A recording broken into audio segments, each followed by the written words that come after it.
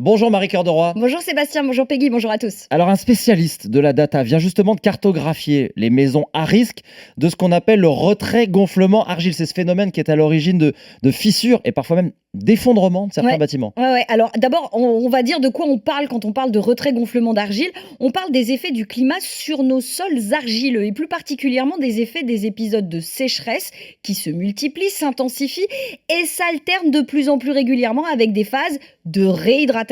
Quand on est en période de sécheresse, les argiles se rétractent et avec l'humidité, ils regonflent ensuite, ce qui crée du mouvement et menace la structure des maisons, surtout évidemment celles qui n'ont pas ou peu de fondations.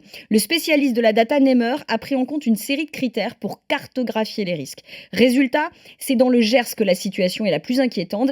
Ici, près de 90% des maisons se trouvent dans des zones à risque de retrait-gonflement d'argile.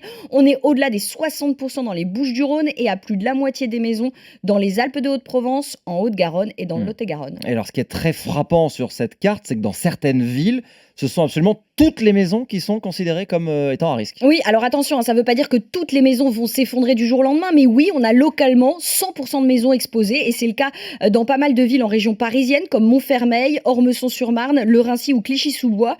Vous avez aussi Auch dans le Gers, toujours, hein, et une poignée de petites villes de Haute-Garonne. Mais attention, les plus grandes villes ne sont pas forcément épargnées. On est à plus de 90% de maisons à risque à Marseille et Aix-en-Provence, pas loin de 70 à La Rochelle, et c'est plus de la moitié du parc de maisons qui est concerné à Clermont-Ferrand Hmm. ou à Tours. Et c'est ce qui explique aussi qu'une proposition de loi sur ce sujet a été déposée, c'était il y a quelques semaines, déposée par des députés. Oui, la députée écologiste Sandrine Rousseau en est à l'origine. Alors tout l'enjeu ici, c'est de mieux indemniser les propriétaires des maisons victimes de ces phénomènes. Et pour cause, faut le savoir, aujourd'hui, il n'y a que la reconnaissance de catastrophes naturelles qui peut vous permettre d'être indemnisé par les assureurs. Autrement dit, tout dépend de l'État lui-même en charge de publier les arrêtés de catastrophes naturelles. Il n'existe aucun produit d'assurance alternatif.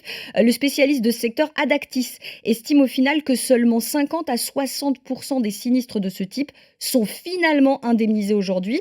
La proposition de loi vise donc à permettre plus facilement la reconnaissance de catastrophes naturelles dans ce cas précis et d'élargir le nombre de communes couvertes. Et d'ici là, la seule option, c'est quoi? C'est les travaux? Ah oui, alors avant tout, et avant de vous lancer dans des travaux qui sont souvent coûteux, faut identifier votre niveau de risque. Alors le pire scénario, c'est des fondations peu profondes, souvent les maisons de plein pied, sans sous-sol, avec des formes originales, m'a-t-on dit, en U, en L, en V, bref, pas carré ou rectangulaire. Ensuite, vous avez plusieurs options. Alors la plus efficace, mais aussi la plus coûteuse, c'est de refaire les fondations. Mais là, faut compter plusieurs dizaines de milliers d'euros. Vous avez d'autres solutions moins chères pour vous permettre de stabiliser un peu l'humidité de vos sols. Système de maîtrise des eaux pluviales, pose de membranes sur les surfaces de la maison pour réguler là encore les infiltrations d'eau dans vos sols. Et puis, conseil contre-intuitif, mais visiblement efficace, enlevez les arbres qui se trouveraient à proximité immédiate de votre maison parce que leurs besoins en eau déstabilisent eux aussi les sols argileux.